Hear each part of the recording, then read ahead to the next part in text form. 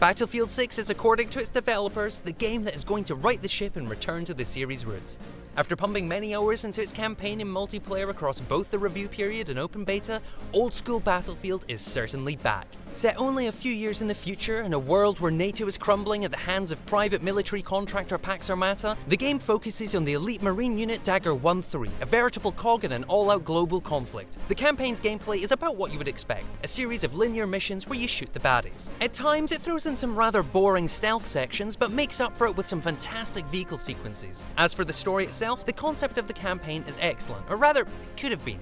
An enfeebled NATO struggling to hold itself together against the overwhelming power of an enormous private military contractor practically begs for critique. But aside from a few grandiose moments, Battlefield 6's campaign routinely veers away from these more interesting concepts, instead choosing to focus on the melodrama of the crew of Dagger 1-3. In the end, it's a perfectly serviceable story, and one that we enjoyed by all accounts, but I do feel as if a far better tale was lost in the pursuit of something more generally digestible. And that's all well and good, but for many, Battlefield 6 is about one thing only: the multiplayer. We spent God knows how many hours in the open beta a couple of months ago, and after topping up in the last week or so, these developers have really nailed the Battlefield vibe. There are no flashy skins to overpower the atmosphere, and the gameplay feels a bit slower and more calculated than some of its peers in the shooter sphere. The various classes and their unique gadgets add a nice bit of personality to the way you approach the game, although being able to choose your entire loadout does detract from that. The gunplay is great, and almost every gun feels like it has its place. We've also been very pleasantly surprised by how smooth the performance is. In a year in which several games have pushed our GPUs to their limit in the pursuit of about 23 frames per second, Battlefield 6 immediately launched in the highest settings to a pretty stable 60 FPS. Again, like in the campaign, Battlefield really is at its best when you've got a tank in play. Beyond simply how fun it is to demolish the map in a tank, having one in play adds a dimension to the game that you simply don't get in a lot of other shooters. Unfortunately, map design is one of the areas where Battlefield 6 falls a tad short. Many of the maps feel far too small for the scale of a match that Battlefield aims for, with certain maps effectively funneling your squad into choke points, transforming into a fish-in-a-barrel simulator. Another aspect I'm not entirely convinced by is destruction. Bringing back destruction in a big way has been one of the flagship features of the game, but in my opinion, Battlefield 6 does not go far enough. We are still nowhere near the spectacular levolution of the Battlefield 4 days, and at times it can feel like much of the destruction happens for the sake of it,